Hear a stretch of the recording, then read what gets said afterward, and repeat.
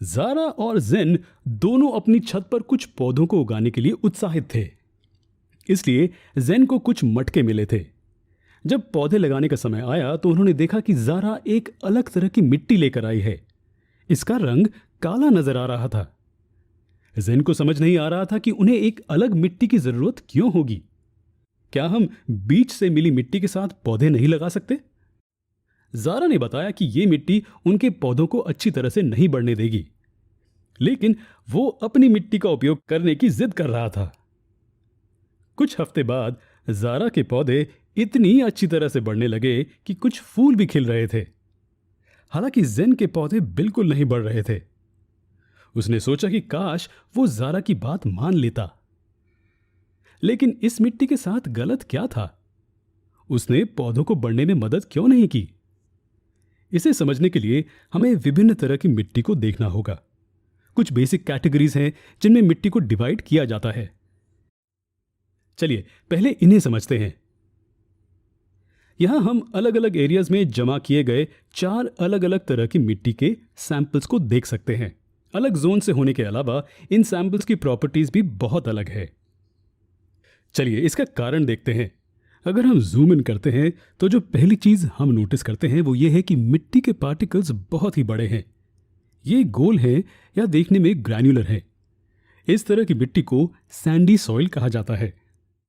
Sand जो beaches पर दिखाई देती है, जी हां, हम उसी टाइप की बात कर रहे हैं। अगर हम थोड़ा सा पानी इसमें डालें तो मिट्टी इसे सोखेगी नहीं, वो तुरंत ही सारे पानी को छोड़ देगी। इसका बड़ा कारण है पार्टिकल्स का साइज और उनके बीच की स्पेसेस। पार्टिकल्स बहुत ही बड़े हैं और उनके बीच बहुत ज्यादा स्पेस है।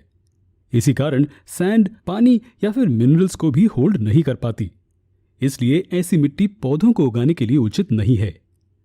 हमारी लिस्ट में अगला है ये मिट्टी का सैंपल।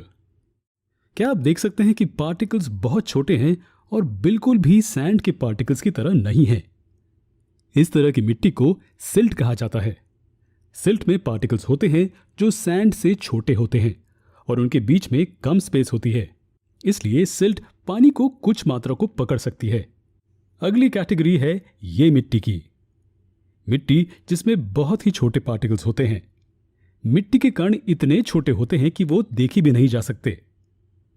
तो क्या इसका मतलब है कि इन पार्टिकल्स के बीच बहुत ही कम स्पेस होगी?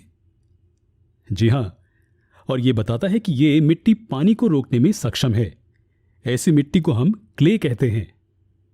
क्या यह वही क्ले है जिसे हम मोल्ड करके आर्टिकल्स बनाने के लिए इस्तेमाल करते हैं? जी बिल्कुल, यह मिट्टी के बर्तन जैसे आर्टिकल्स बनाने में इस्तेमाल किया जाता है। हालांकि बहुत सारा पानी रखने की यह खूबी किसानों के लिए प्रतिकूल है। एग्रीकल्चर में क्ले का उपयोग नहीं किया जा सकता है क्योंकि यह बहुत पानी रिटेन कर सकती है। इसलिए संभावना है कि कुछ पौधों की जड़ें आसानी से खराब हो जाएंगी।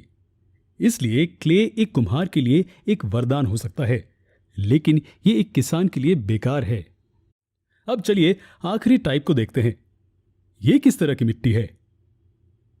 यह रंग में काली दिखाई देती है और इसकी बनावट पूरी तरह से अलग है। मिट्टी में बड़े और छोटे दानों के पार्टिकल्स मौजूद हैं।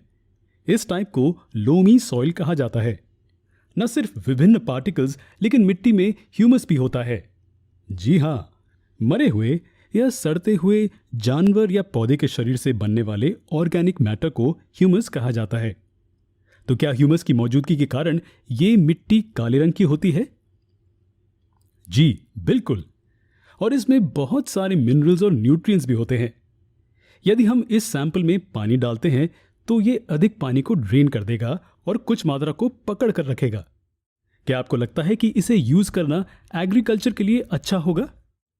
जी बिल्कुल होगा। लोमी सॉइल एग्रीकल्चर के लिए बहुत सही है।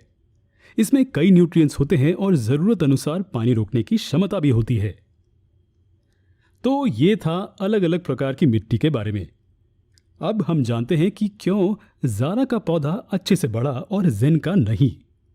जारा ने लोमी मिट्टी का इस्तेमाल किया, जबकि जेन बीच से लाए हुए सैंडी मिट्टी का इस्तेमाल कर रहा था। तो अगली बार जब आपको पौधे उगाने हो तो इन पॉइंट्स को ध्यान में रखें।